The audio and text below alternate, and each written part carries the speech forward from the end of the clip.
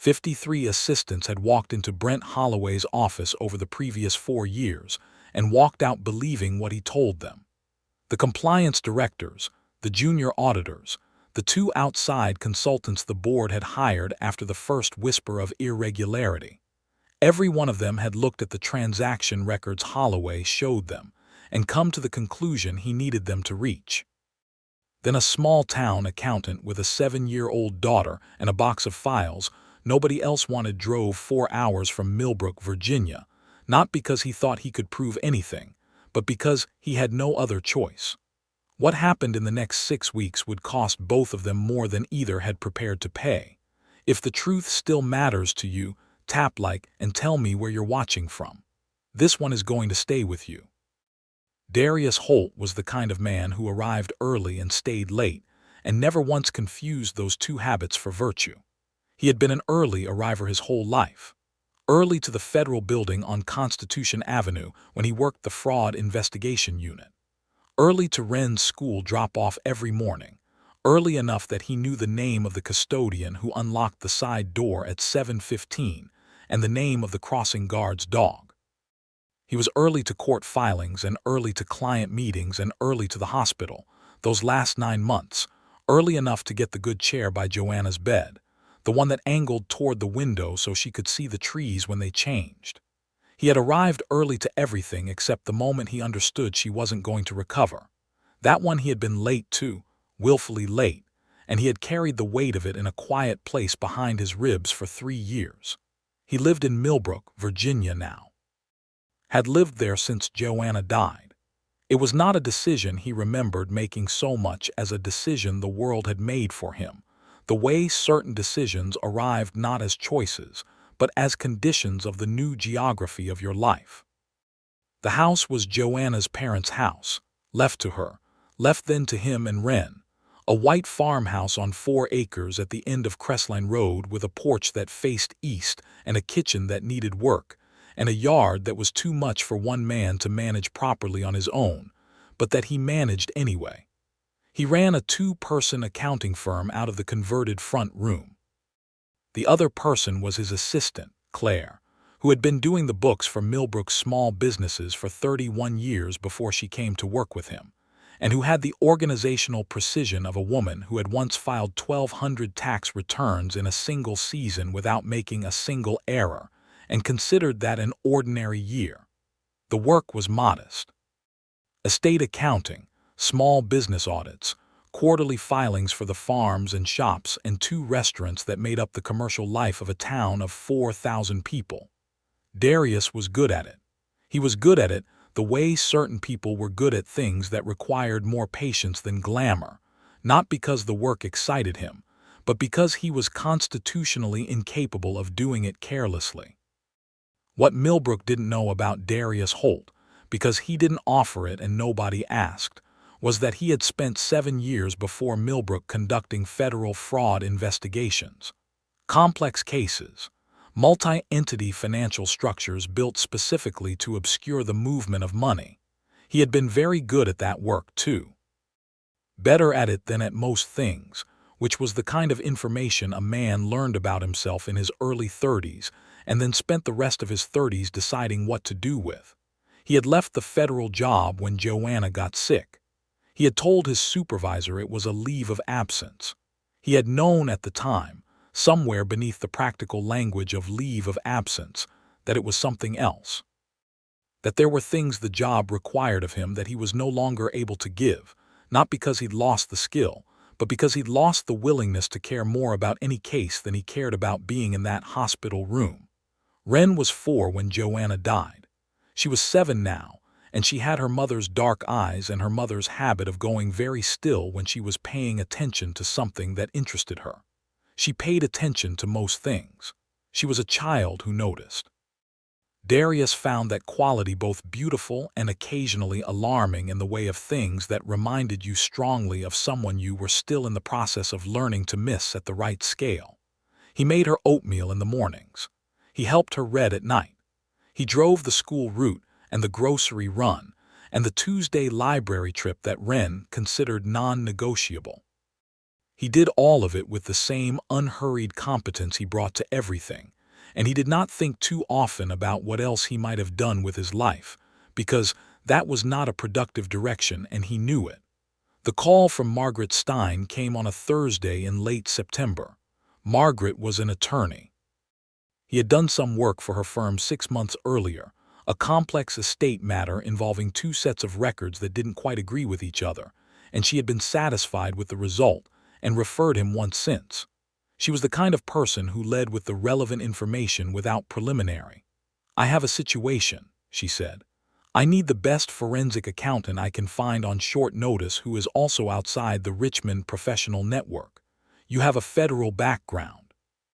7 years, financial crimes. When did you leave?" 3 years ago. A brief pause that meant she was calculating something. "What I'm about to tell you is under attorney-client privilege for the moment.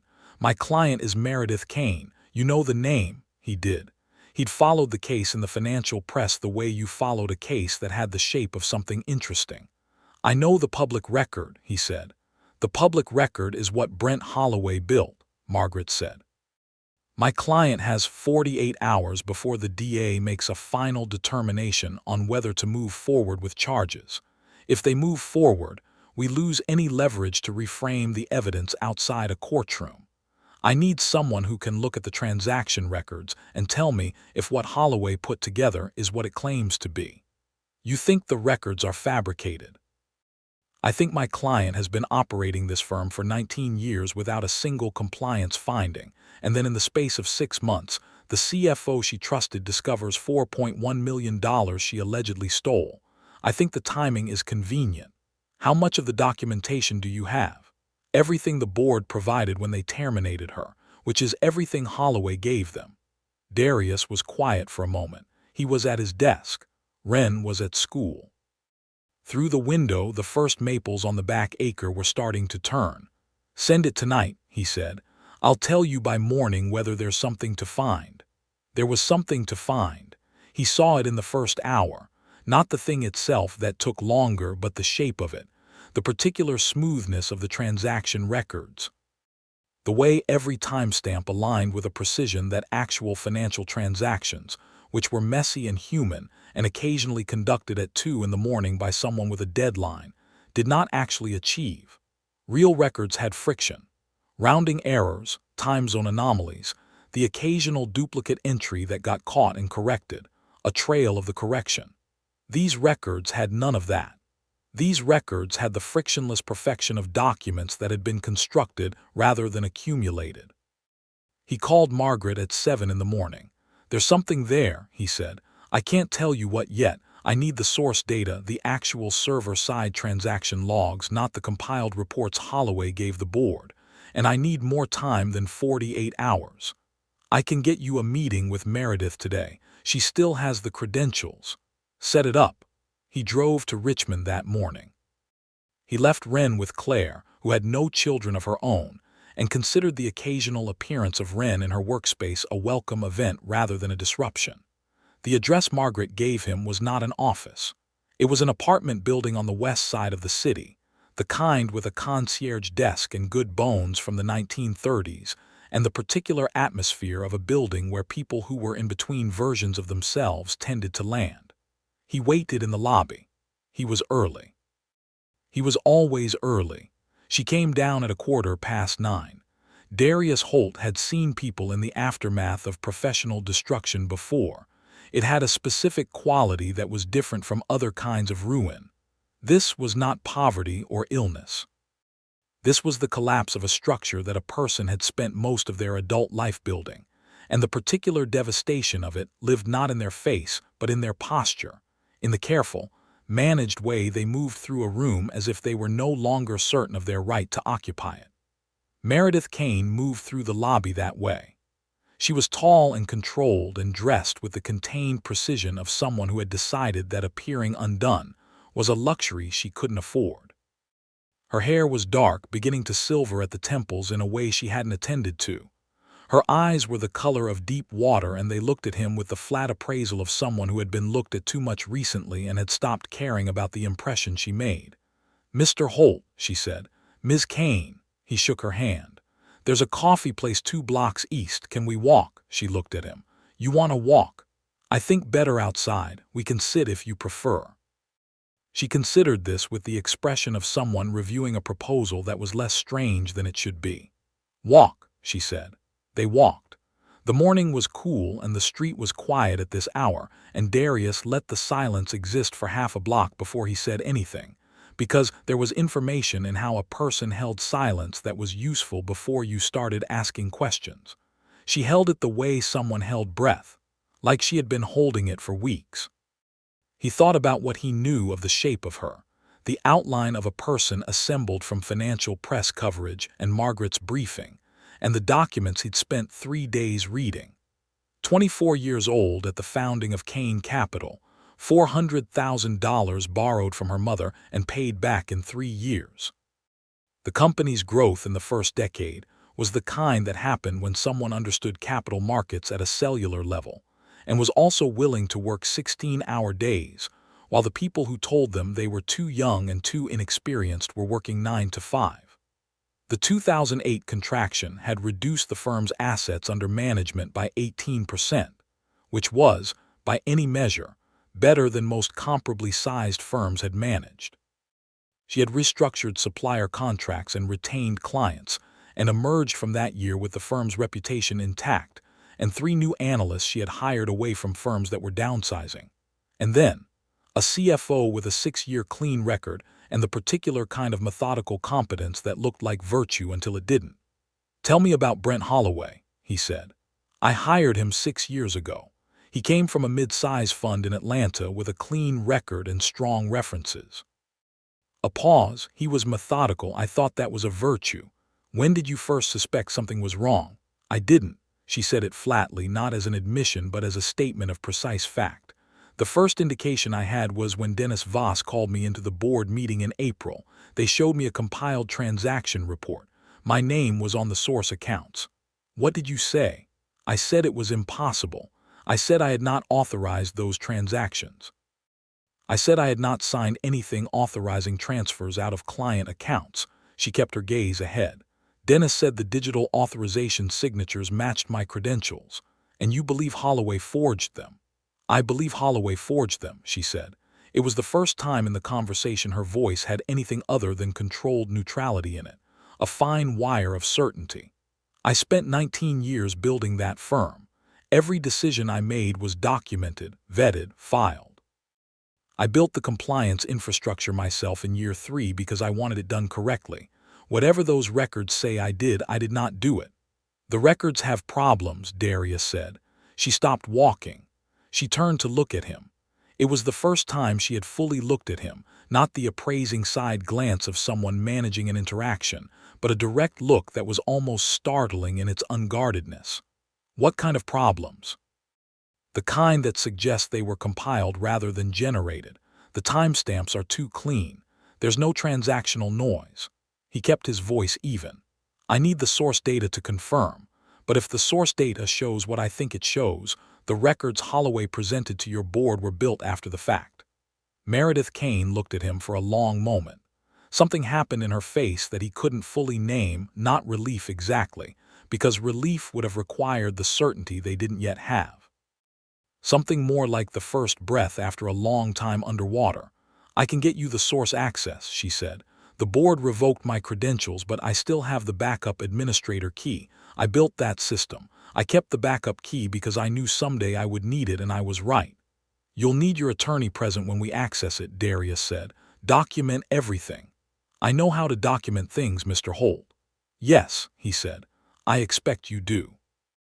They got coffee and sat in the coffee shop's window, and he walked her through what he needed, and she answered every question directly, without editorializing, without asking him to take things on faith. He registered somewhere practical and observational, extremely good at providing precise information without the emotional overlay that made other people's accounts difficult to rely on. He did not yet know what it had cost her to become that way. He drove back to Millbrook in the afternoon. Wren was at the kitchen table with a book about migratory birds that she had requested from the library the previous week and was reading with the focused seriousness of someone who considered reading a project rather than a leisure activity.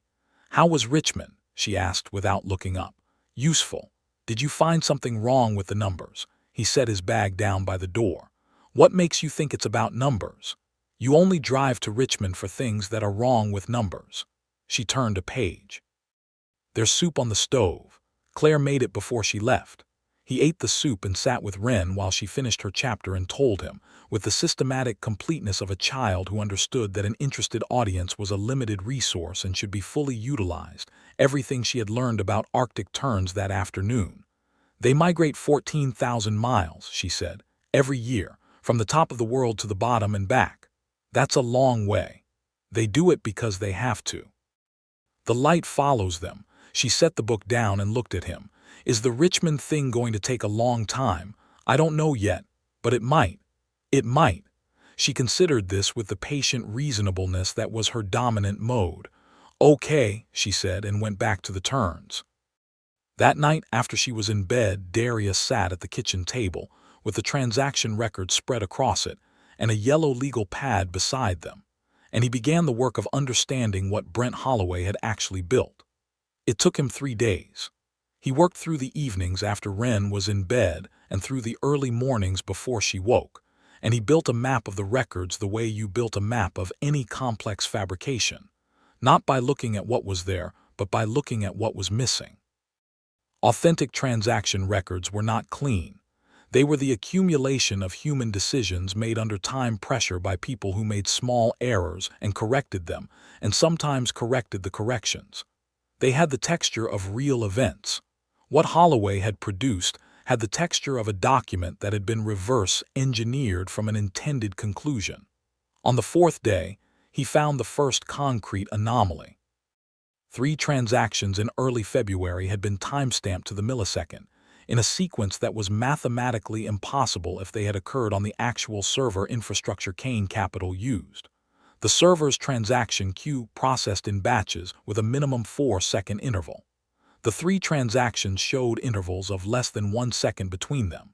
They could not have been generated by the system they were attributed to. He photographed the relevant pages, made his notes, and kept going. There were 11 more. He sent Margaret a summary on a Sunday evening. Her response came at 11 at night. "Call me in the morning. We need to move on this." He called at 7. She picked up before the second ring.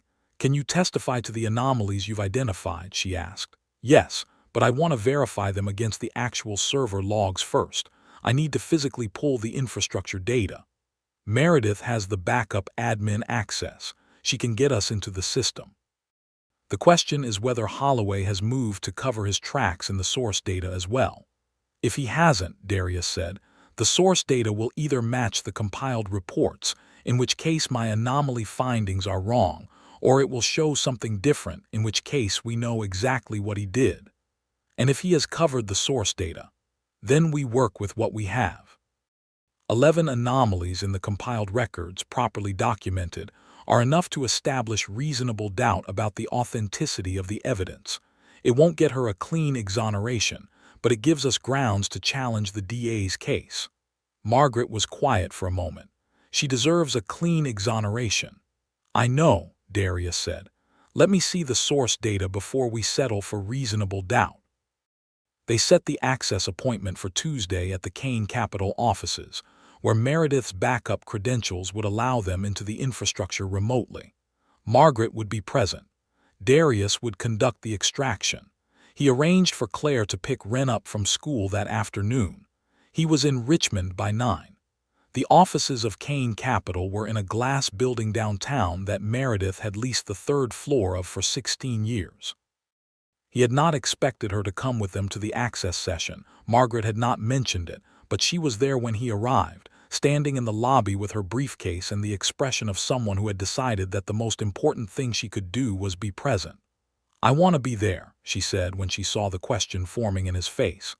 "I built the server architecture. If something is wrong with it, I'll see it." He considered objecting. He decided not to. She was right that she would see it. They rode the elevator to the 3rd floor.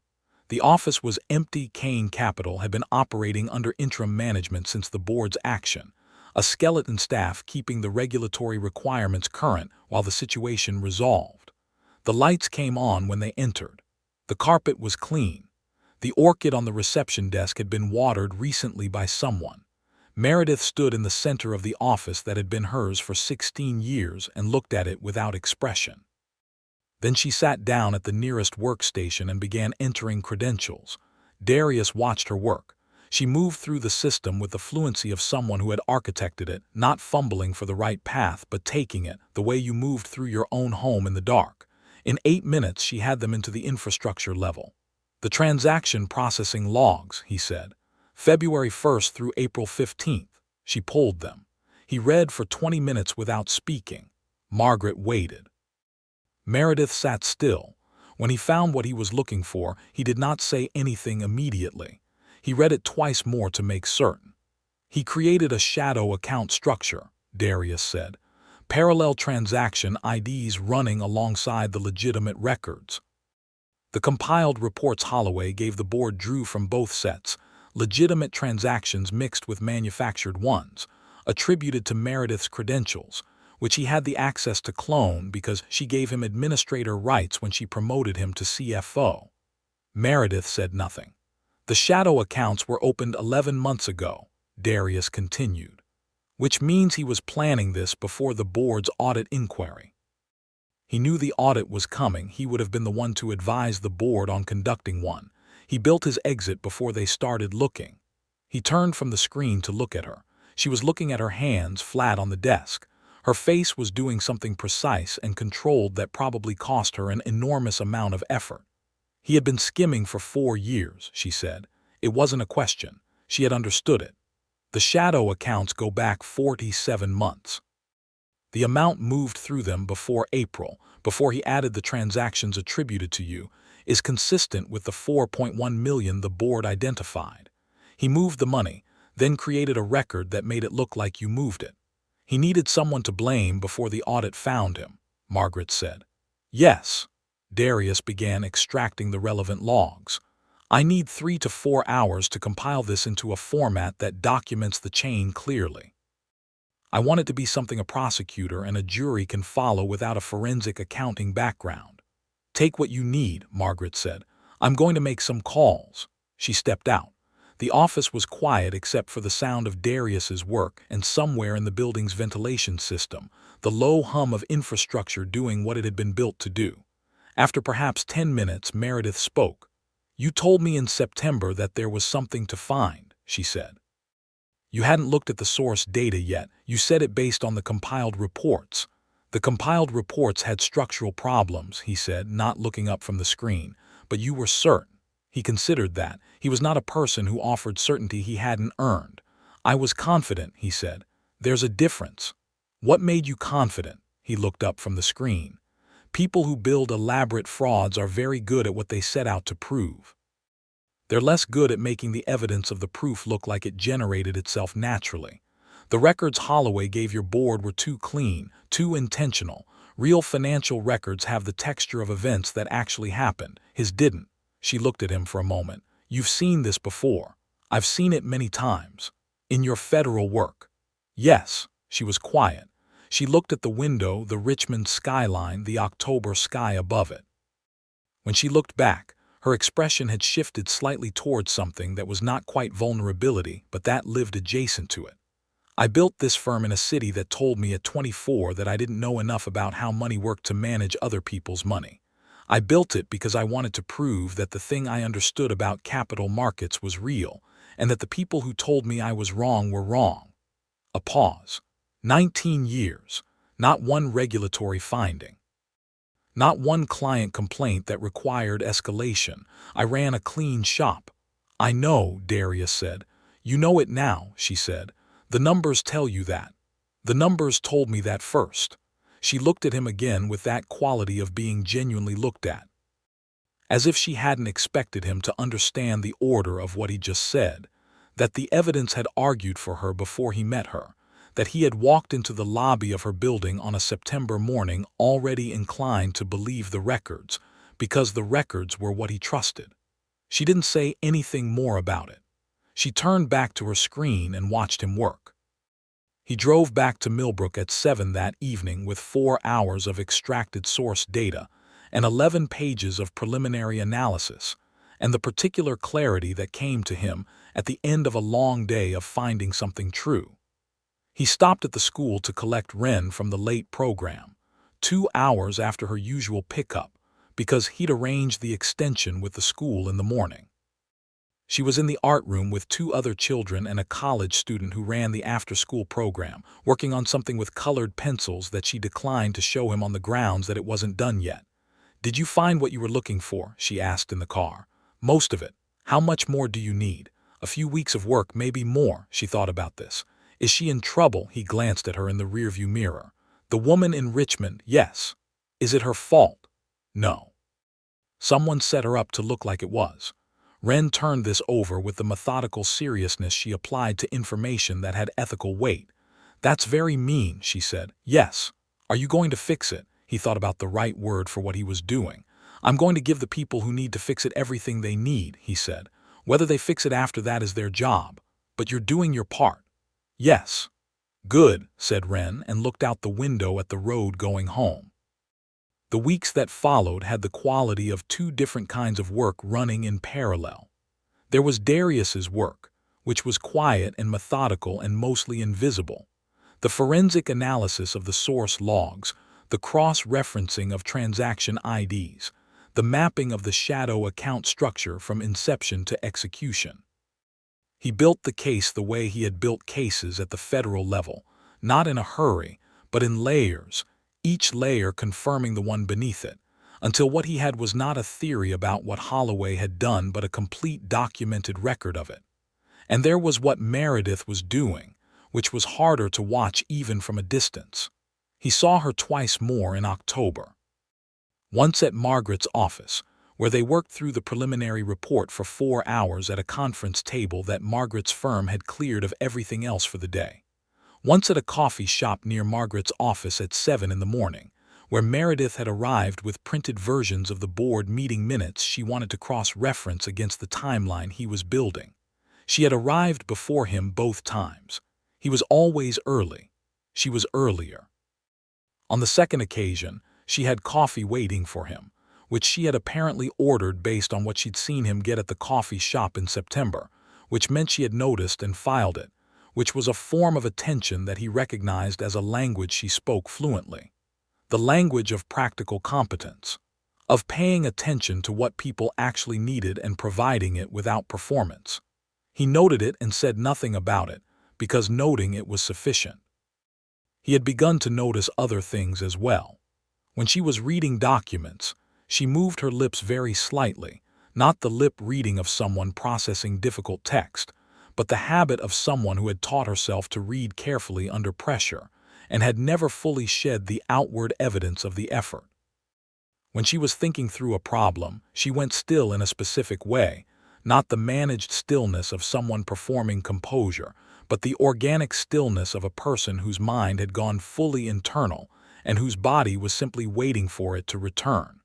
When she disagreed with something in the analysis, she said so without preamble. She did not soften it. She did not check first to see how he would take it. She disagreed, and then she explained the disagreement, and then she waited for his response with the focused patience of someone who had learned that the fastest way to resolve a disagreement was to have it directly. He appreciated that. He was not by nature someone who needed to be managed. She brought, to the second meeting in October, a manila folder of transaction summaries she had prepared herself, cross-referenced against the dates in his preliminary analysis. She had done this without being asked. She had done it because she understood the direction of the work well enough to anticipate what it would need and had simply produced it. He looked at the folder and then at her. "You were an analyst before you became a CEO," he said. "For 3 years, before I founded Kane Capital." She set the folder on the table. "I knew how to build a transaction record before I knew how to build a firm. I still do." It was in those summaries that he found the thing he had been half expecting since the first week of October. Buried in the February data, in the legitimate transaction records that ran beneath and alongside the fabricated ones Holloway had overlaid. A pattern in the rounding of the legitimate transaction values that was inconsistent with the rounding pattern in the fabricated ones. A small thing. An artifact of how the two systems had been built. The legitimate system using the firm's proprietary calculation methodology, the fabricated records using what appeared to be a different rounding convention, one that didn't match the firm's software. He made a note of it. He did not emphasize it. He filed it in the back of his mind as a thread that would either confirm the larger finding or become irrelevant to it, depending on what the source data showed. He would not know until the source data session in October which it was. She was working through the damage in the way that people worked through serious damage when they were not performing grief, but actually inhabiting it. The firm was still operating under interim management. 2 of her senior analysts had left in the first month. Her professional reputation, which she had spent 19 years building with specific and deliberate care, was under a cloud that was either going to be lifted or was going to become permanent. Her apartment, the one she'd moved to after the board terminated her, was a sublet she'd taken month to month. She did not talk about any of this. She talked about the case. But he had learned in his federal years that the way people talked about evidence when they were personally implicated told you things about the interior of their situation that the direct conversation never would. Meredith Kane spoke about the Kane Capital evidence with the precision of someone who had been doing financial analysis for 2 decades. Organized, exact, free of the rationalizations that people inserted when they were trying to manage an audience's perception of them. She did not understate what the records showed about Holloway, and she did not overstate what they showed about her own innocence. She presented what was there. It was, he recognized, a form of trust. Not in him specifically, not yet in the process. In the idea that if the evidence was laid out exactly as it was, the truth of it would be legible. He understood that form of trust. He had built his career on the same premise. He had also spent enough of his career learning where the premise had limits. The difficulty with this particular case was that what Holloway had built was not merely a fabrication. It was a fabrication that had been accepted. The board had reviewed it and voted. The DA had opened an inquiry. The professional and legal machinery had already begun to move around a conclusion that the evidence now pointed away from, and machinery of that kind did not reverse easily. Margaret understood this. She was already working the angle of the board, specifically Dennis Voss, the board chair, who had driven the termination vote in April, and who was either going to be the pivot point of the reversal or an obstacle to it. "He's not a bad man," Meredith said once, when Darius mentioned Voss's name. He was afraid. Holloway showed him something that looked definitive, and he was already worried about the firm's liability exposure, and he made the decision that protected the board. "That's different from malice. Does the distinction matter to you?" Darius asked. She was quiet for a moment. "It matters to what I do with him later, whether I try to burn him down or whether I give him a way to be right about what happened without it being entirely his fault." He looked at her. "That's a generous position for someone in your situation." "It's a practical position," she said. "I need him. If Voss reverses course publicly and supports the new evidence, the board follows. If I turn him into an enemy, he circles the wagons and the fight gets longer and more expensive." She picked up the board meeting minutes. "I can be generous when it's the right strategy. I can also wait." He thought about that on the drive back to Millbrook, about the particular combination of long patience and precise intelligence and the absence of performative emotion. About what 19 years of building something from nothing in a city that had told you you were wrong-willed due to person who refuses to be wrong. He thought about Joanna, who had been nothing like Meredith Kane and who had been what he needed when he needed it, which was a different category from what he needed now. He didn't do anything with that thought yet. He filed it and drove home. He found Wren at the kitchen table with a drawing she had made, apparently during the afternoon's quiet, of a bird in flight. It took him a moment to identify it from the specific span of the wings. "Arctic tern," he said. "I wanted to see if I could get the wings right. They're very thin." She held it up. "The tail is wrong. The tale looks fine. No, it doesn't, but thank you for being nice about it. She set it on the table and looked at him. Are you going to have to go to Richmond again soon? Probably. That's okay. I like staying with Claire. She lets me help with the filing. He sat down across from her. You like filing? Everything goes into the right place, Ren said, as if this explained itself. It's satisfying. He thought that the two of them were more alike than he usually allowed himself to notice. The setback arrived in early November. Darius was in the middle of the most technically demanding part of the analysis, cross-mapping the shadow account IDs against the legitimate transaction register to build a complete chronological picture of how Holloway had interleaved the fabricated records with real ones, when Margaret called on a Wednesday morning. Holloway filed a complaint with the Virginia Board of Accountancy, she said. Yesterday. He's claiming you conducted your investigation without proper engagement with his client record, which he's asserting you somehow accessed improperly. Darius set down his coffee. That's not accurate. I know it's not accurate.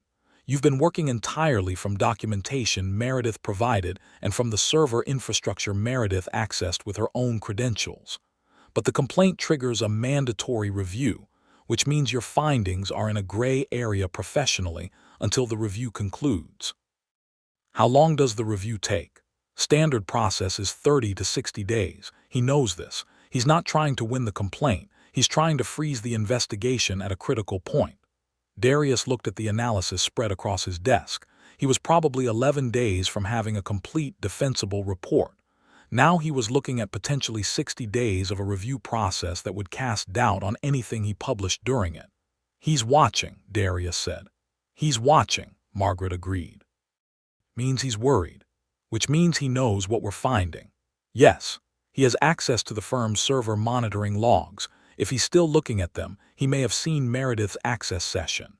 Darius thought through the options with the methodical patience of someone who had watched investigations be interfered with before, and had learned that interference, while frustrating, was also a form of confirmation.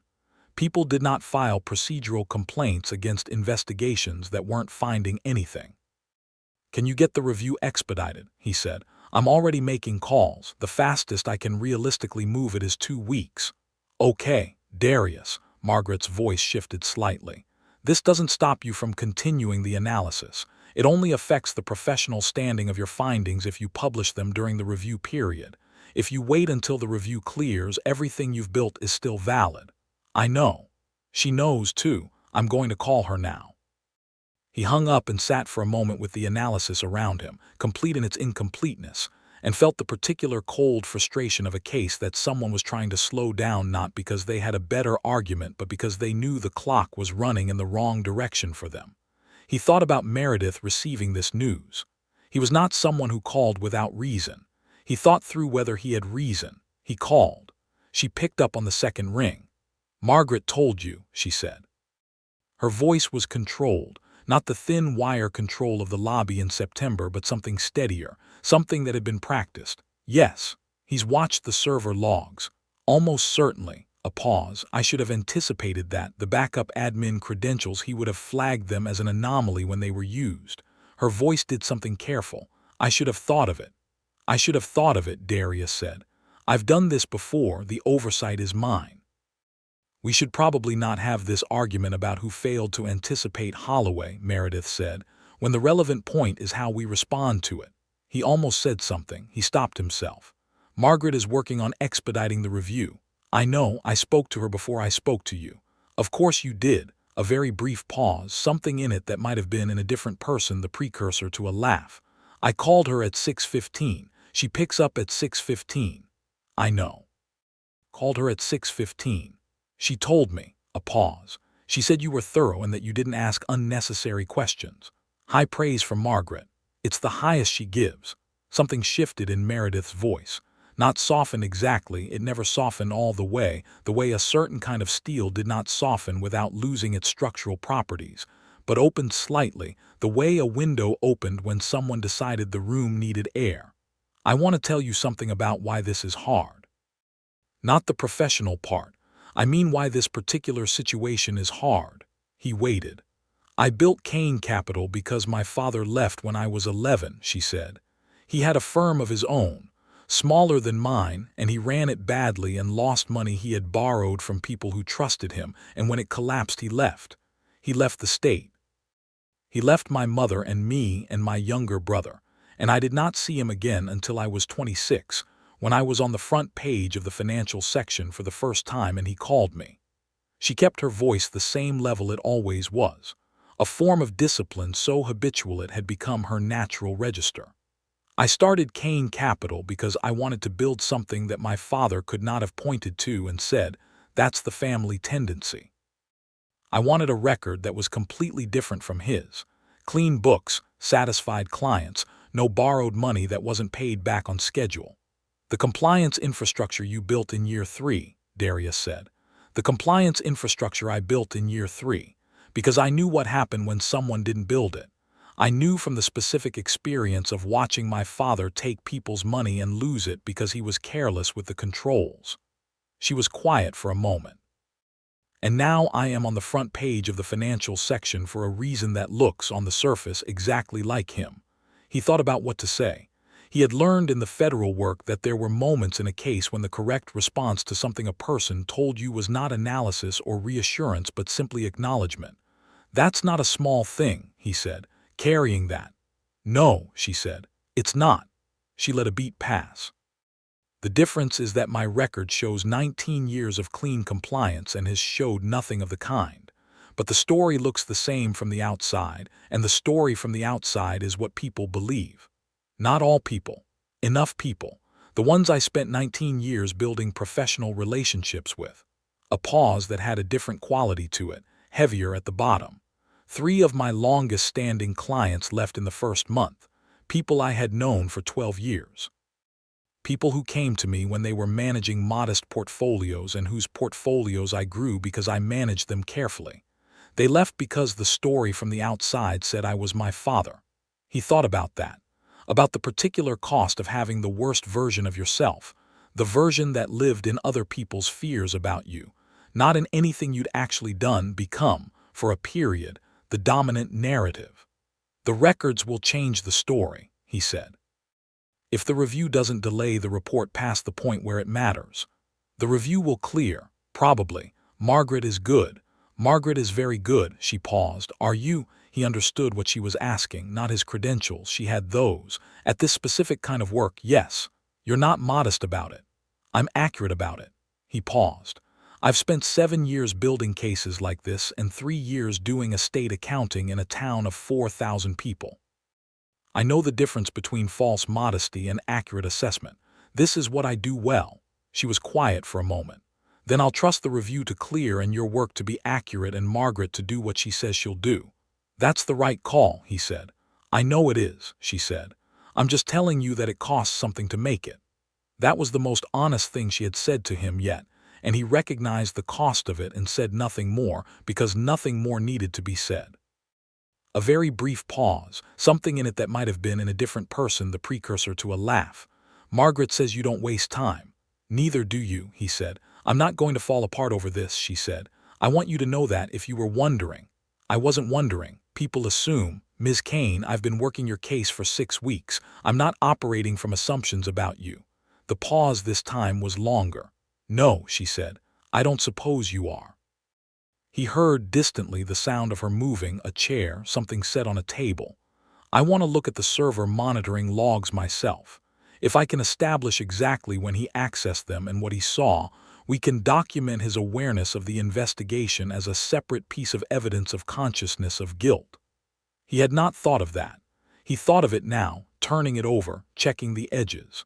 It was a good idea. It was the kind of idea that came from someone who had spent 2 decades thinking 3 moves ahead. "Do it," he said. "Document everything."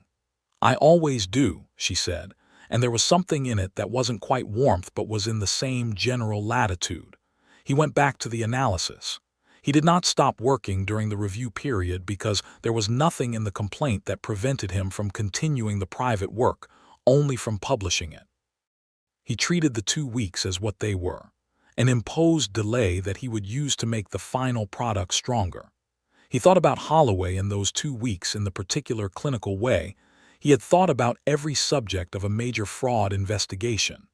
Not with contempt, which was a feeling that complicated objectivity, but with the forensic curiosity of someone trying to understand the architecture of what another person had done and why. What Holloway had done was technically sophisticated and personally cowardly. He had built a structure that could withstand moderate scrutiny from people who did not have a reason to look hard. He had counted, Darius thought, on the board's desire for a clean resolution, on the instinct that powerful institutions had to find an explanation for a problem that did not implicate the institution itself. A CEO who had gone rogue was a satisfying explanation. It was self-contained. It allowed the board to take action without examining its own failure to catch 4 years of systematic skimming. He had also counted on Meredith being isolated. That was the specific calculation that Darius found most revealing. Holloway had assessed the situation and concluded that the person he was framing would not have the resources or the relationships or the will to mount a credible counter-investigation in the time available before the DA made a determination. He had assessed that she was alone. It was a reasonable assessment, given what he knew. He had been wrong. The wrongness of it was not dramatic. It was simply a miscalculation about the kind of person he was dealing with, and about the kind of attorney Margaret was, and about what happened when those two people found a forensic accountant with 7 years of federal fraud investigation experience who drove to Richmond on a Thursday morning and looked at a set of transaction records and noticed they were too smooth. Darius had seen people make this mistake before, the assumption that isolation was permanent, that a person who had been separated from their professional network and their institutional resources and their reputation was permanently without recourse. The mistake was always the same. They forgot that competence was portable. Claire brought lunch on the 2nd day of November that had the particular quality of something prepared with care rather than assembled. He noticed it. He thanked her. "You're pushing hard on this one," she said. She was not asking. "It needs to be done right." "Most things do. You're pushing harder than usual." He looked at the analysis on his desk. "She didn't do it, Claire. I know that. Sometimes knowing it and being able to prove it in a way that changes things are very different problems." Claire refilled his coffee from the carafe she'd brought. "I know that too," she said. "Eat the soup." He ate the soup. Wren asked about the Richmond woman again at the end of the 2nd week of November. Not directly, she approached things at an angle, the way she approached most things, but by asking whether the problem with the numbers had gotten more complicated or less complicated. "It's at a complicated point," he said, "but you haven't stopped." No, she thought about this. Arctic turns don't stop either, even when the wind is wrong. She looked at him. They just adjust the angle. He did not know exactly what to say to that. He said, "That's a good observation." "I know," she said with the matter-of-fact confidence of a child who had not yet learned to downplay accurate self-assessment. The review cleared in 15 days. Margaret had been efficient. On the day the clearance came through, Darius drove to Richmond with the draft report in a manila envelope in the passenger seat, because there were things you carried in person when they mattered enough, and this was one of them. He called ahead from the road. "I'm coming in. I have most of the report. Most. I want to go over the chronological section with you before I finalize it. You know the legitimate transaction history better than I do. I want to make sure the narrative is accurate." Another brief pause of the kind he had begun to recognize as her taking in information and doing something with it. "I'll be here." She was in Margaret's conference room when he arrived, at the far end of the table, with a printed copy of the board meeting minutes and a legal pad of her own notes. She had been working. He set the draft on the table between them. She read it straight through without speaking. He did not rush her. He made notes on his own copy while she read, small additions to the language in the chronological section that he had been thinking about on the drive. When she finished, she set it down and looked at the table for a moment and then at him. Her eyes were bright in a way that was not composed and was, he suspected, at significant cost to her to allow. "You built this from the beginning," she said, "in 6 weeks, 7 weeks, from a document that looked like evidence against me." She pressed both palms flat on the draft. Nobody else was going to do this. Margaret was going to find someone. Margaret was looking. She hadn't found anyone who had the specific background in financial fabrication cases and the willingness to take something on short notice for a client who couldn't pay the first invoice. She met his eyes. "You took it anyway." "I took it because the records had problems," he said. "I told you that in September." "The records." She looked at the draft between them. "You trusted the records before you trusted me." "I trust what's in front of me," he said. "The records were in front of me first." She was quiet for a moment. Then something shifted in her expression, not the careful management she usually performed, but a genuine unfolding, the kind that happened in a person when they had been holding something tightly for a very long time, and the grip finally became more costly than releasing it. "I spent a year telling myself I could get through this alone," she said. "That I had been through things alone before, and this was another thing. That asking for help was." She stopped. "I was 24 when I started Kane Capital. I borrowed money from my mother and I worked 18-hour days for 3 years before I paid her back and turned a profit, and I got through that alone. I got through the 2008 contraction alone. I got through 2 difficult partners and 3 rounds of regulatory review alone." A pause. "And then this happened and I couldn't fix it by working harder, and I didn't know what to do with that." He said nothing. He let it be said. "Margaret found you," she said. "And you came in and you looked at documents that were supposed to prove I was a criminal, and you said there were problems with them, and you were right." She looked at the draft. "I'm not used to that, someone being right about something in my favor." "It's not a favor," he said. "The documents are what they are." "I know." Her voice steadied. "I know that, She stopped again. "I don't have good language for this." "You don't need language for it," he said. "You need the report filed." She looked at him. Something in the look had the quality of being seen, the way she had been looked at in the lobby in September, directly, without the managed distance she used as a standard instrument. "Yes," she said. "I do." They worked for 3 hours on the narrative section, Meredith providing the context of the legitimate transaction history and Darius adjusting his language to reflect her precision. She caught 2 places where his phrasing implied ambiguity that didn't exist in the actual evidence. He corrected them. She confirmed the corrections without ceremony. At one point she stopped him. "This section," she said, touching page 7. "The language about the shadow account structure. You describe Holloway as creating the accounts. That's accurate, but what the reader needs to understand is the specific sequence. He created them before the board authorized the audit, which means he built his exit before the board started looking. The before is the part that tells you this was planned, not reactive." He read the paragraph again. She was right. The sequence was there in the underlying data, but he had narrated around it rather than through it. "Rewrite it with the sequence explicit," he said. She wrote it on his draft copy in the margin, 3 sentences in her precise, compact handwriting. He read them. They were better than his. "You should have been writing this," he said. "I have standing," she said. "The report needs a disinterested party. You're the most interested party, which is exactly why it has to come from you." She set the pen down. "This is how it works. I know what happened. You can prove what happened. Those aren't the same thing, and both of them matter." He thought about that. About the distinction between knowing and proving that he had spent his career navigating. About the cases he had worked where the person who knew what had happened most clearly was the person least able to testify to it because their knowledge was too entangled with their stake in the outcome. "The separation is the point," he said. "The separation is the point," she agreed.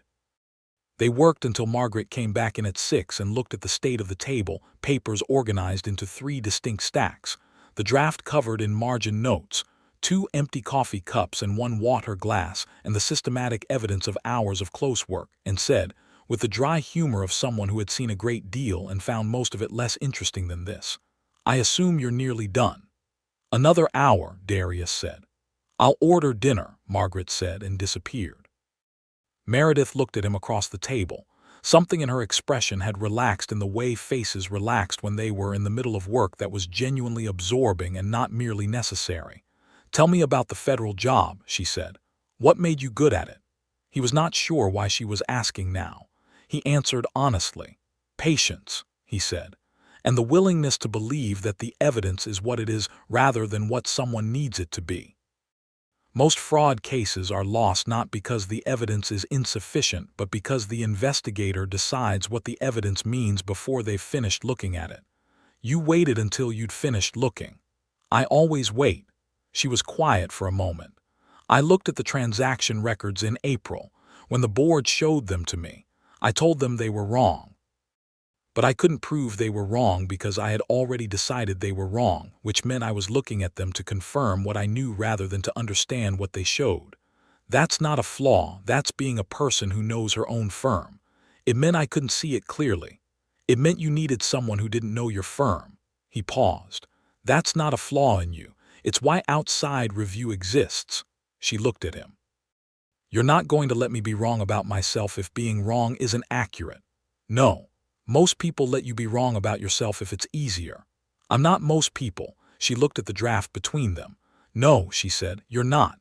They worked the final hour in the close, productive silence of two people who had established enough working vocabulary that they no longer needed to negotiate it. He wrote. She annotated. He revised. She confirmed. The document took shape with a completeness that he could feel in the accumulated specificity of the pages. The way a well-built case felt when it was finished, not like a collection of evidence but like a single legible argument. It was the cleanest collaborative work he had done since leaving the federal job. When they were done, it was past 7. He had missed Wren's usual dinner time by 2 hours. He had texted Claire, who had taken Wren for the evening without complaint. Margaret had come in at some point during the final hour and was reviewing the report at the other end of the table. I can file this with the DA tomorrow morning, she said, with a simultaneous submission to the board. I want both of them to receive it at the same moment so neither can communicate with Holloway before the other has acted. He'll try to run, Darius said. He has nowhere to run to, Margaret said.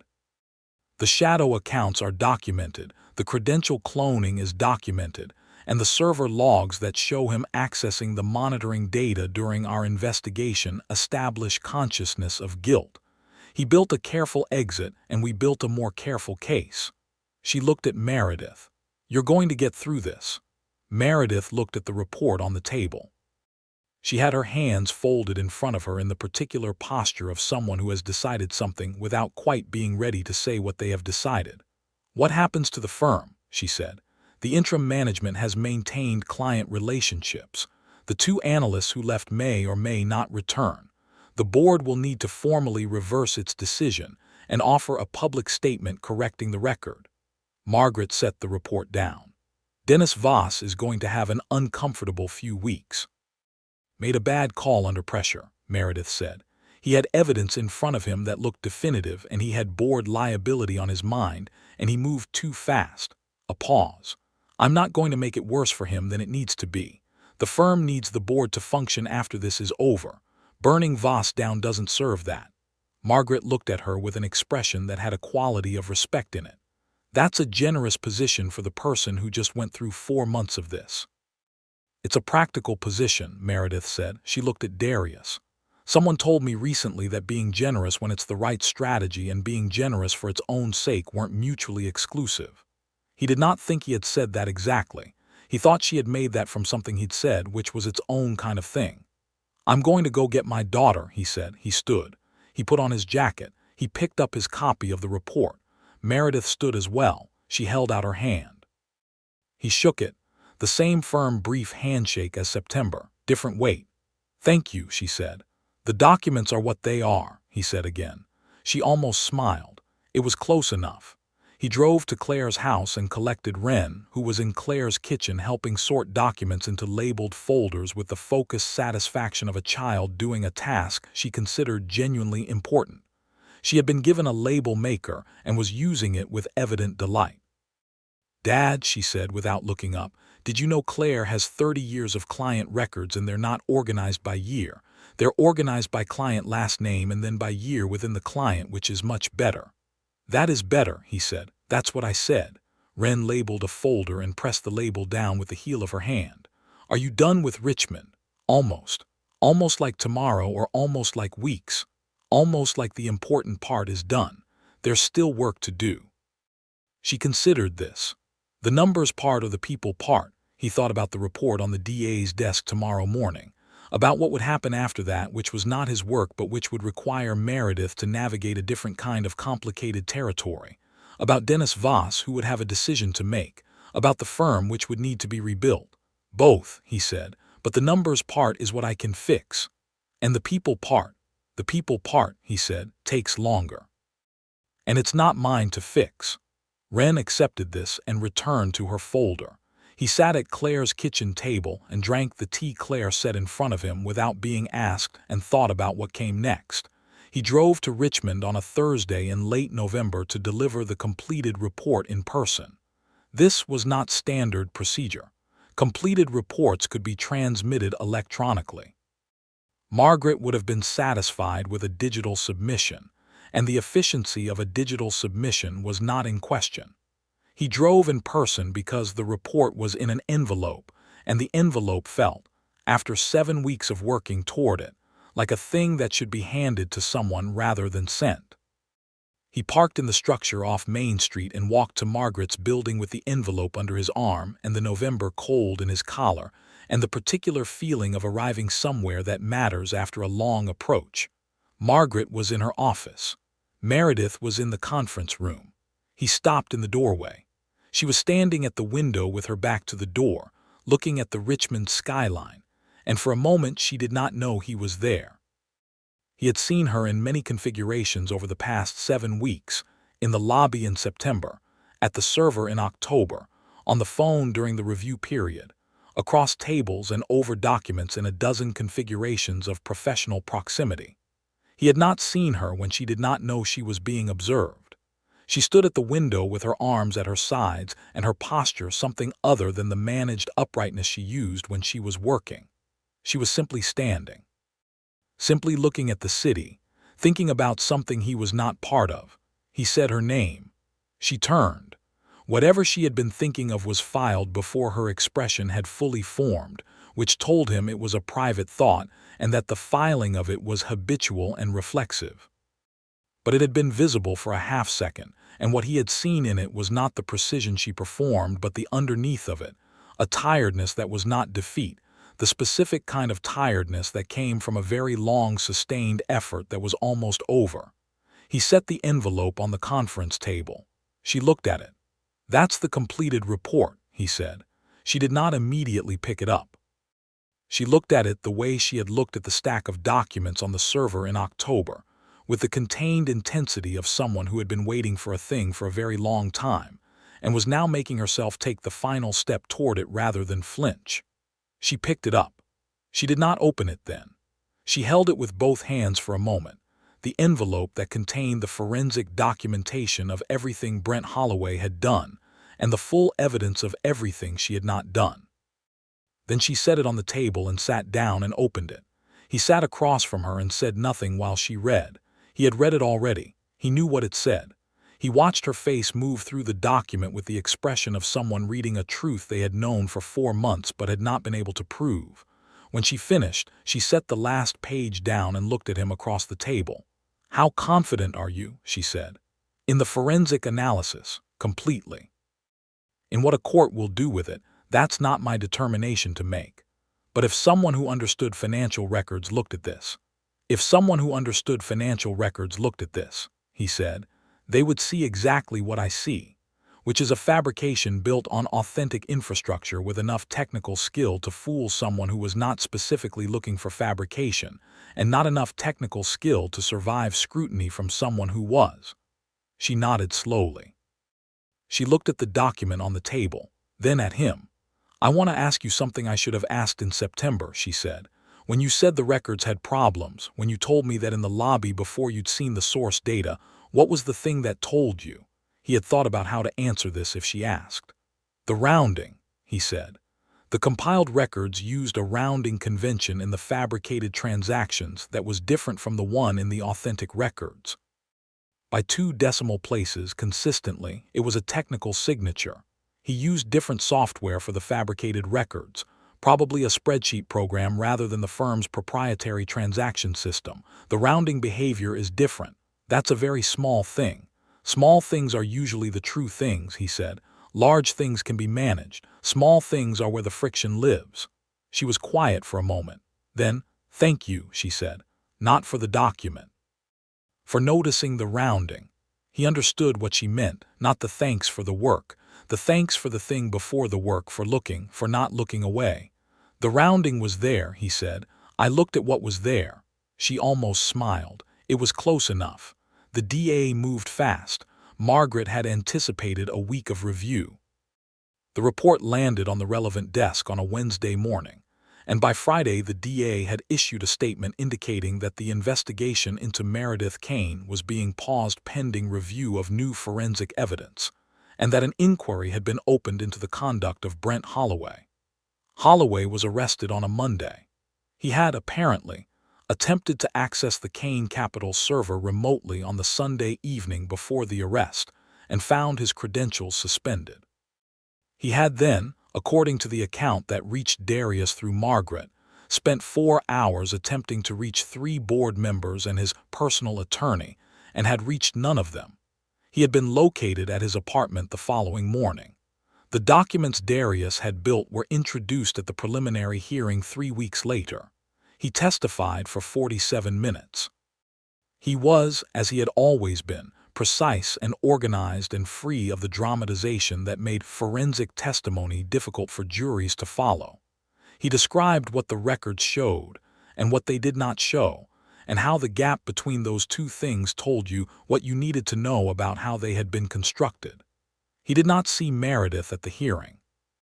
She was present, Margaret had told him she would be, but he was in the witness room before and after his testimony, and the visual geography of the courtroom kept them apart. He drove home that afternoon. Wren was at school. The house was quiet.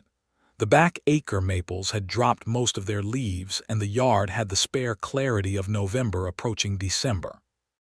He stood on the porch for a while and let the cold come in through his jacket and thought about nothing in particular, which was unusual for him and which he recognized as a form of decompression. His phone rang at 4:15. "The board met this morning," Meredith said. "Emergency session. They formally reversed the April decision. Voss gave a statement expressing the board's regret for the premature action and reaffirming confidence in my leadership." How did Voss do it? He was direct. He didn't equivocate and he didn't minimize what had happened. He said the board had acted on evidence that has since been shown to be fabricated and that the proper course is a full reversal and a commitment to transparency through the remainder of the process. A pause. "He called me personally this morning before the meeting. He said he was sorry. I believe he meant it." "What did you say?" "I said I accepted the apology and that I needed him to do his job correctly going forward and that if he did that, we could move past this."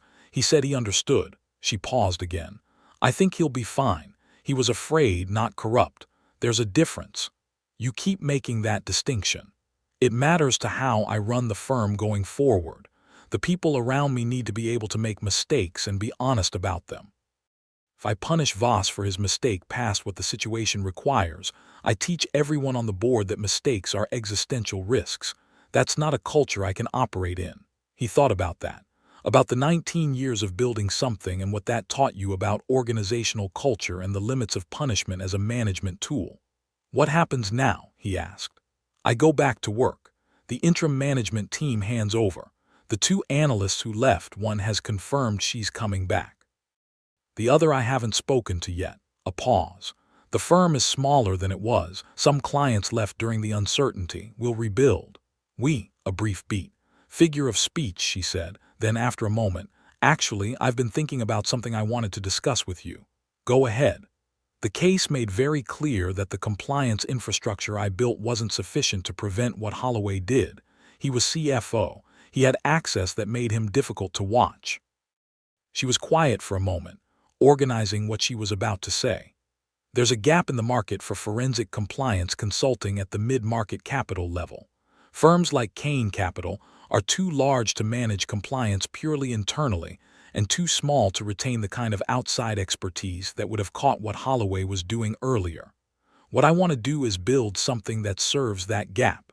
Independent, not affiliated with the firm itself, so there's no conflict."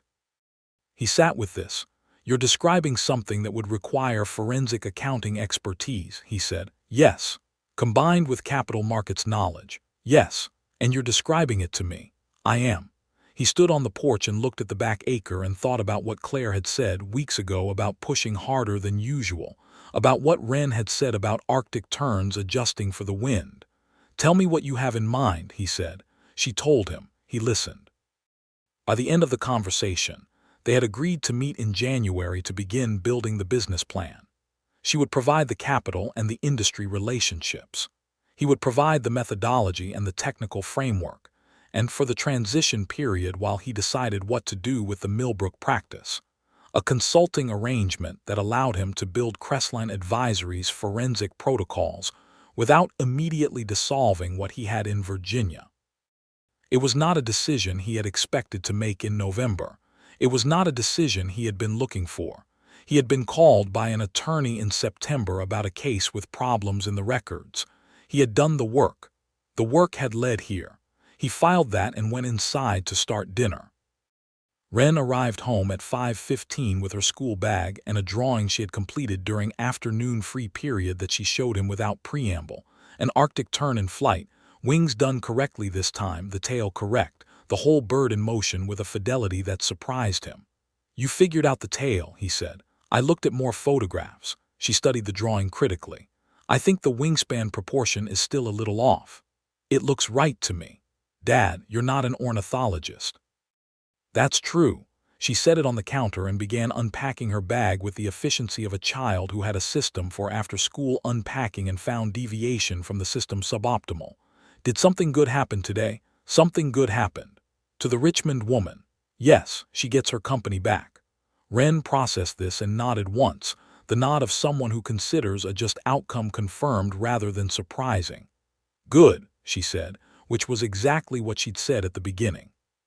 He made dinner and she told him about the bird unit in science class and about a disagreement she'd had with a friend about the best way to organize colored pencils by color family versus by frequency of use, which was, she explained carefully, a more nuanced organizational question than it appeared. He listened. He asked the right questions. He was present in the way he had been working to be present for 3 years, which was to say fully, without the reserve that grief had built in him in the first year, the careful partial attention of someone who had learned to hold back from people as a form of protection against the cost of losing them. He was not fully past that. He knew that. But he had been, for 7 weeks, all the way present for something that mattered, and he felt the difference. He met Meredith Kane in Richmond on a Tuesday in December, 3 weeks before Christmas, at a coffee shop that was not the one they had gone to in September but that had the same early morning quiet. He was early. She was earlier. This time the coffee she had ordered for him was correct. He sat across from her.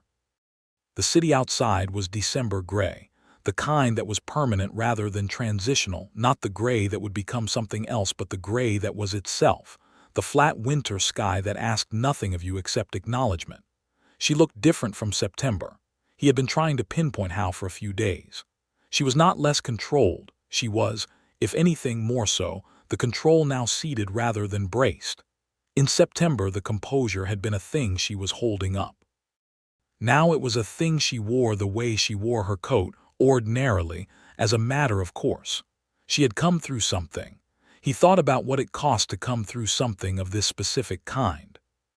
Not the acute crisis, which had its own terrible clarity, but the sustained uncertainty.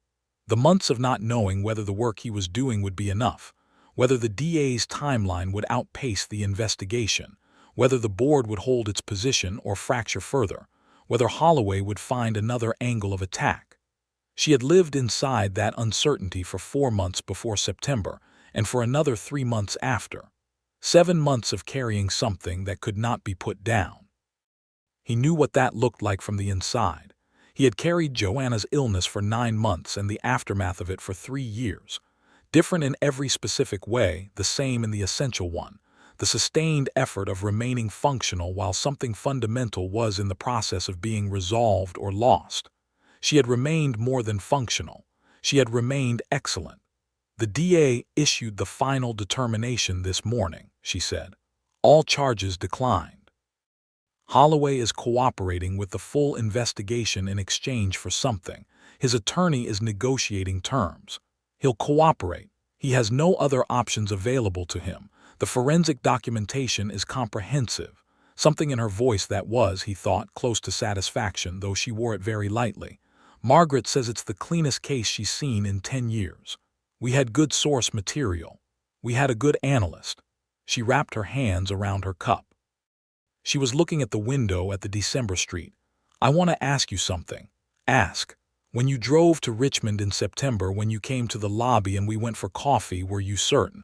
About me specifically, not the records. Were you certain I hadn't done it? He thought about the honest answer. The records were certain, he said. About you, I was confident. Based on the fact that someone who had spent 19 years building a firm on careful compliance and had a clean record and who had, as far as I could determine, nothing to gain from the specific amounts and timing of the transactions attributed to her, that person's profile didn't fit the behavior the records alleged. He paused. But confidence isn't certainty. People do things for reasons that don't fit their profiles. So you weren't sure. I was sure enough to take the case. I'm never sure until the evidence is complete. She looked at him. And now the evidence is complete. She nodded slowly. Then, I'm sure about the business plan, about Crestline.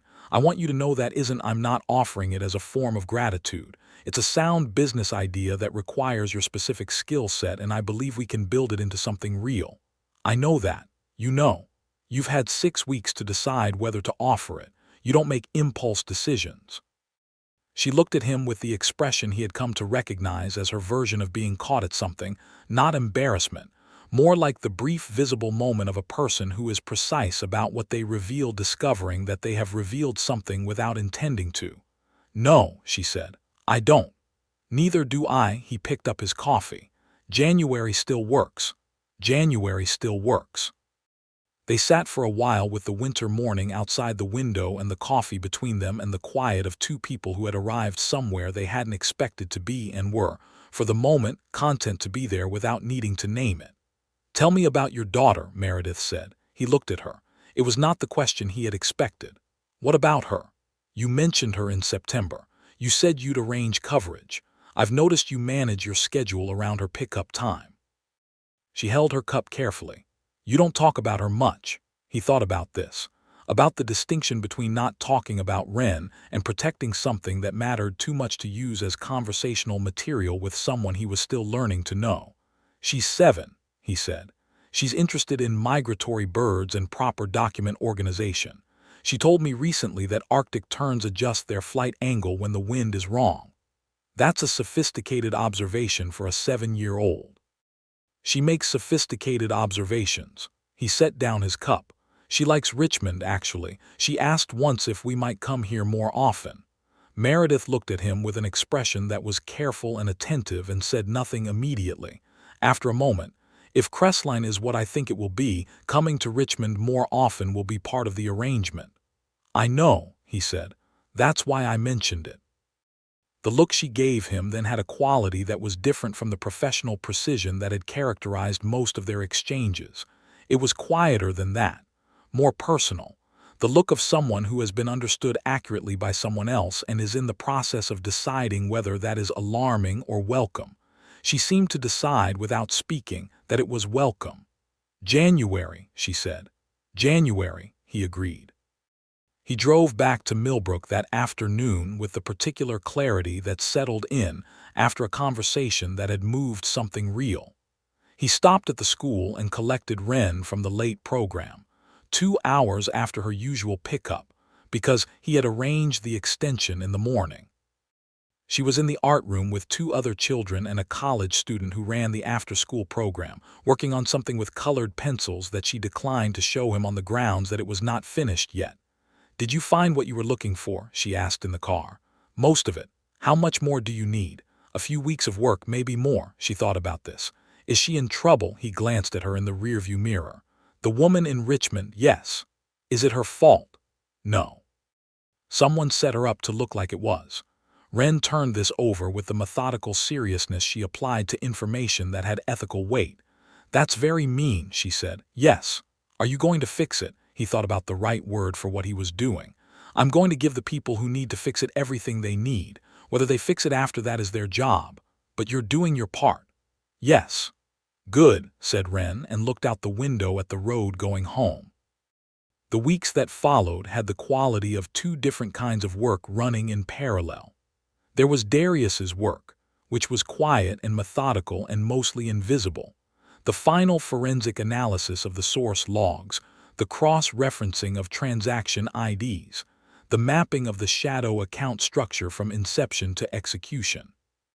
He built the case the way he had built cases at the federal level, not in a hurry, but in layers, each layer confirming the one beneath it, until what he had was not a theory about what Holloway had done but a complete documented record of it. And there was what Meredith was doing, which was harder to watch even from a distance. He saw her twice more in October. Once at Margaret's office, where they worked through the preliminary report for 4 hours at a conference table that Margaret's firm had cleared of everything else for the day. Once at a coffee shop near Margaret's office at 7 in the morning, where Meredith had arrived with printed versions of the board meeting minutes she wanted to cross-reference against the timeline he was building.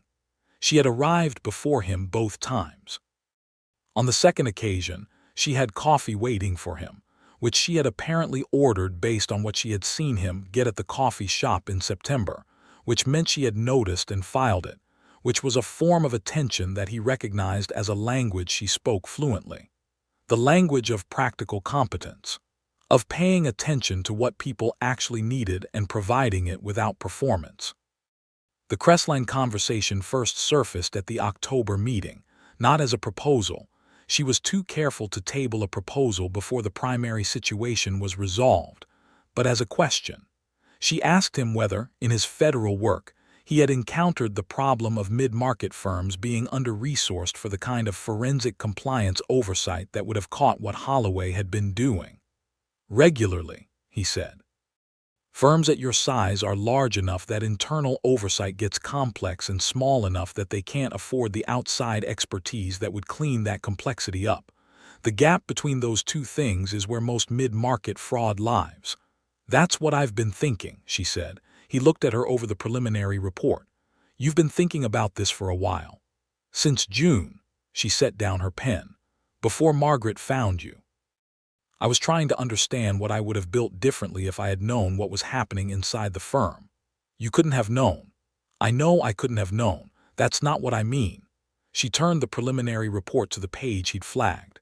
I mean, what would the correct institutional structure have looked like to make it harder for someone in Holloway's position to do what he did? The answer is an independent oversight function with genuine forensic capacity, not internal. Not a general audit relationship, something specific. He had thought about this himself in the past 3 weeks in the background of the primary analysis, the way a secondary problem surfaces at the edge of your attention when the primary work is going well. The market for that doesn't really exist yet, he said. No, she said, it doesn't. She went back to the board meeting minutes. They did not discuss it again that day, but it was there. He filed it alongside the rounding anomaly, and the shadow account structure and the other threads that were either going to become relevant or going to recede, depending on what the source data showed.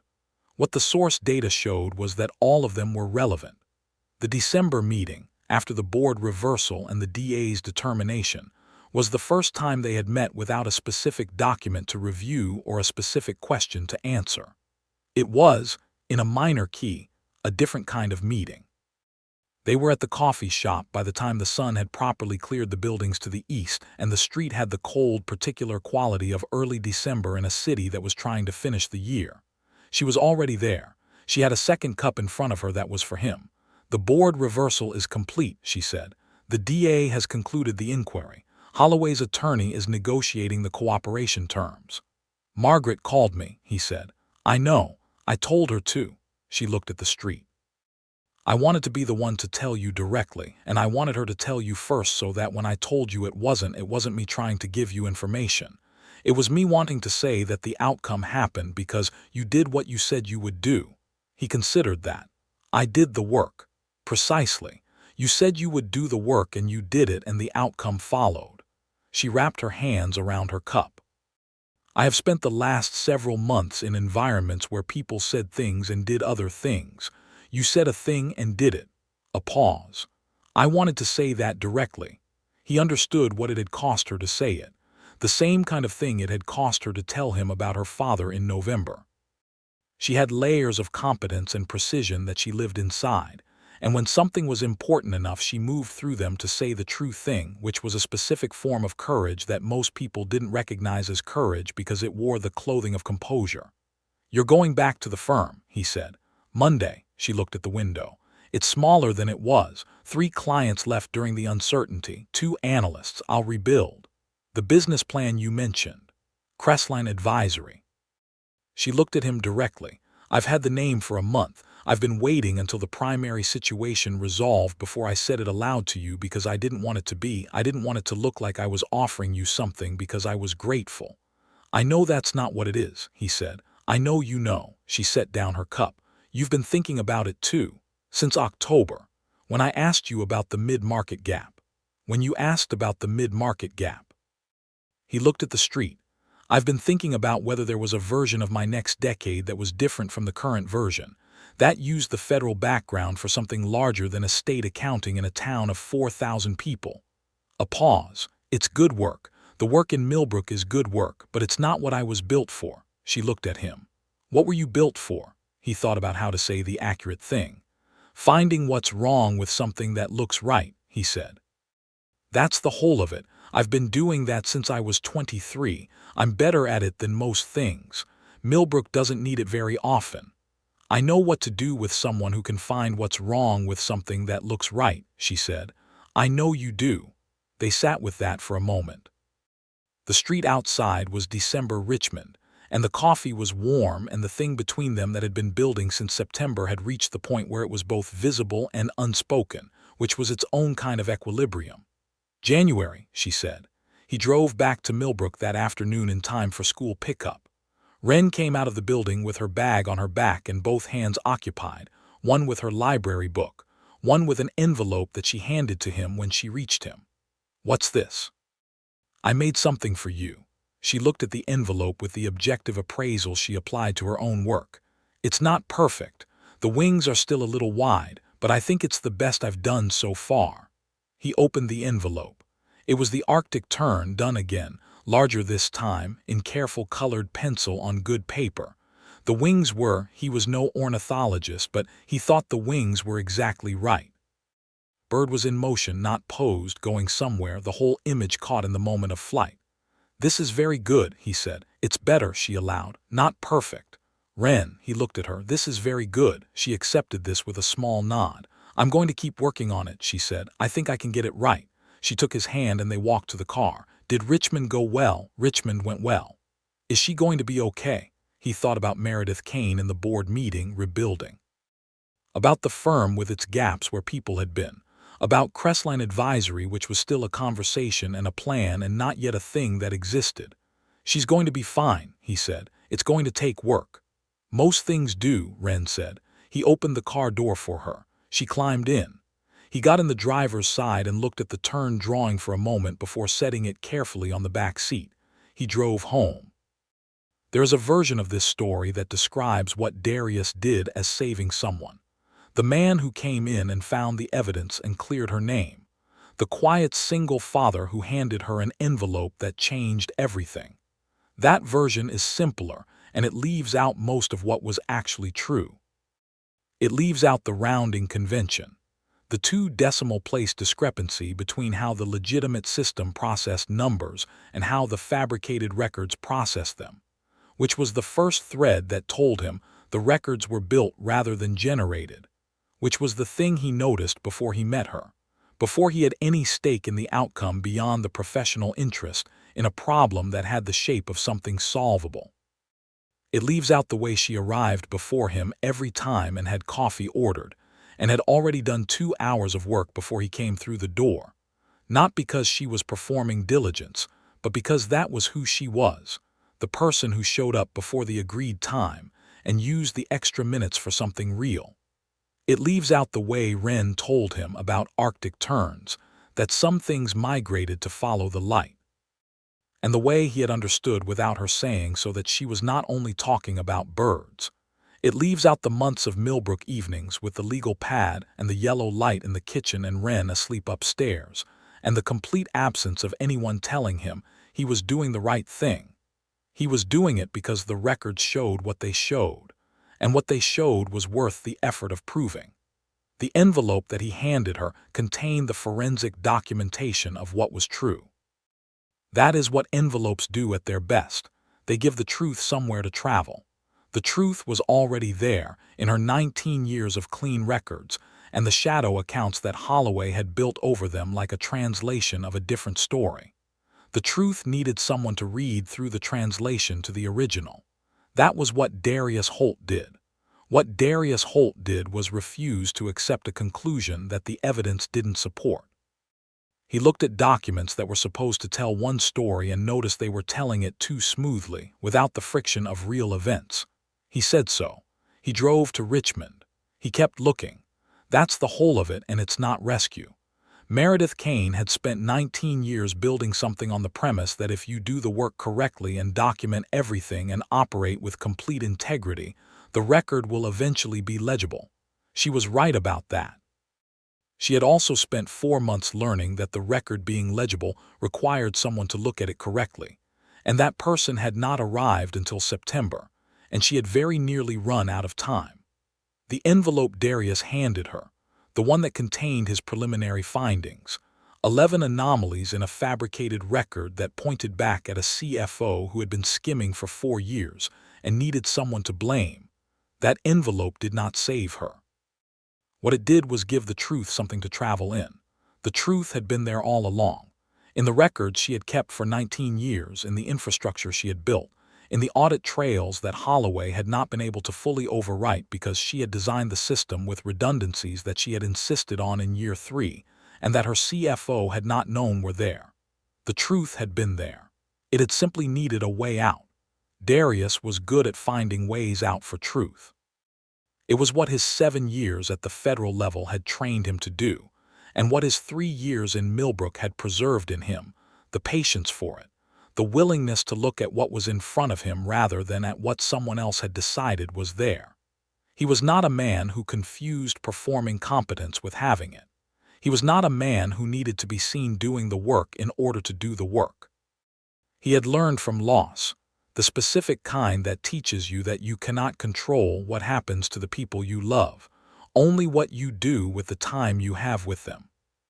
He had taken that lesson into a small town in Virginia and built a quiet life from it, and the quiet life had been enough until September, when an attorney called him about a case with problems in the records, and he drove to Richmond and walked into a lobby and met a woman who had spent 4 months holding herself together by the force of complete precision. He recognized the thing she was doing. He had done it himself, the first year after Joanna. The controlled management of a situation that was not controllable, the professional posture applied to personal devastation, the way you kept moving because stopping felt like admitting something that couldn't be admitted. He had known what she needed was not someone to tell her it would be fine. He had known what she needed was someone to look at the evidence and say what it showed, without the overlay of what other people had decided it showed. He had been that person, not because he decided to be, because it was the only honest thing available to him. In January, they signed the Crestline Advisory Incorporation documents in a conference room at Margaret's firm, which Margaret had offered as neutral territory with the dry humor of someone who had watched 2 people circle a decision for months and was pleased to stop watching them circle. The signing itself was brief and practical, the way the actual moments of significant decisions usually were when you had done the work to arrive at them. 4 documents, 12 signatures between them, Margaret as witness. It took 11 minutes. What took longer was the conversation that followed, which began as a discussion of the initial client target list and became, gradually, something adjacent to that, a discussion of what they were each bringing to the thing they were building and how those things fit together and where the edges were. "You should know that I'm not easy to work with," Meredith said. She said it the same way she said most factual things, without apology or softening. "I've spent 3 months working with you," Darius said. I have a reasonable read on what that means. You've spent 3 months working on a case that had a clear objective. The work we're building has longer timelines and less defined outcomes. That's different. I know the difference, he said. I ran a federal investigation unit. I'm aware of what sustained, ambiguous work looks like. She looked at him. I manage people by expecting a great deal of them. I learned to manage that way because that's how I built the firm. Some people find it. I find it straightforward, he said. I expect a great deal of myself. The expectations align. She considered this. He had noticed across the months of the case that she was not someone who accepted reassurance easily. She tested it, held it up to the light, checked it for the places where it was covering something. He waited while she did that with what he had just said. Okay, she said, I believe you. It was, for her, a significant concession. He understood that. He did not make a thing of it. The rounding convention, he said, in the fabricated transactions, that's what I saw first. I know, she said, you told me in September. I'm saying that the thing that was true was always in the records. I just looked at them correctly. That's the job, she said. That's Cressline. Wren came to Richmond that day because Claire had a dental appointment, and because Darius had, for the first time, allowed himself to bring her to something that was his work rather than managing the work around her. She sat in the conference room with a book and her colored pencils and was extremely quiet until the signing was done, at which point she looked up and said, with the completeness of a child who had been paying attention the entire time and had simply been waiting for the appropriate moment, "Is that the Richmond woman?" "Yes," Darius said. "This is Wren." Meredith looked at Wren with the precise and genuine attention she gave to everything that interested her, and Wren looked back with the same quality, and the mutual assessment lasted approximately 4 seconds. "You're the one who figured out the wings," Wren said. Darius looked at Meredith. Meredith looked at him with a question in her eyes. "I told her you had a good eye," he said. "For the numbers," Meredith said. "She made her own interpretation," he said. Meredith looked at Wren. "The turn drawing. Your father described it." "I got the wings right," Wren said. "The first ones were too wide. I kept working on it." She considered Meredith. "Are you good at drawing?" "No," Meredith said. "I'm good at numbers." "Dad's good at numbers too," Wren said. "That's probably why you're working together." She looked at the incorporation documents on the table with the approval of someone confirming that the files were going into the right place. "That makes sense," she said, and went back to her book. Meredith looked at the incorporation documents, and then at Darius, and there was something in her face that was not the careful managed composure of a person in professional territory. It was quieter than that, and more unguarded, and he recognized it as the thing that had been building in her since September, the gradual and apparently still somewhat surprising discovery that someone in the world saw her work clearly and saw her clearly and was, without drama or announcement, choosing to show up. He knew what that felt like from the receiving end. He had been learning it himself. "January is a good time to start," she said. "I thought so," he said. Outside the window, Richmond in winter was gray and specific and entirely itself, and somewhere above it the arc of something real was beginning that neither of them had planned for and both of them had, in their own ways, been preparing for without knowing it. This is what it looked like in the end.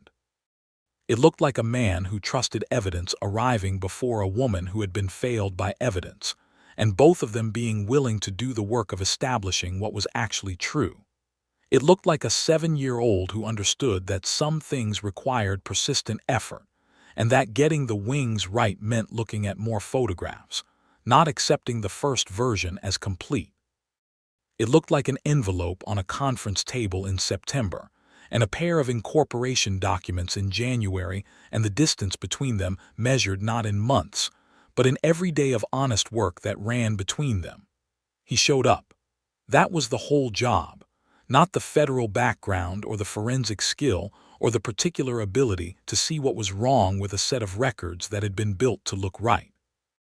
All of that was in service of the one thing that made it matter. He showed up, he looked at what was there, and he refused to accept a story that the evidence didn't actually tell. That refusal cost him time and a professional complaint, and 47 minutes of testimony, and 7 weeks of late evenings at his kitchen table while Wren slept upstairs. It did not cost him anything he wasn't willing to pay. He had learned in the 3 years since Joanna died that the things worth doing were rarely free, and that the cost of them was rarely the thing you expected. He had expected to pay in complexity and precision. What he had also paid in was the willingness to stay present for something larger than the work. He had thought, when he drove to Richmond in September, that he was taking a case. He had been right about that. He had also been walking into a version of his own life that he hadn't been able to see from Millbrook. It was not a rescue. Neither of them had needed rescuing from anything except the kind of isolation that comes from being very good at managing alone. What it was, what Darius understood, driving home from Richmond in January with Wren in the backseat and the incorporation documents in an envelope on the passenger seat, was simpler than rescue and harder to come by. It was two people looking at what was actually in front of them and deciding that was enough to begin.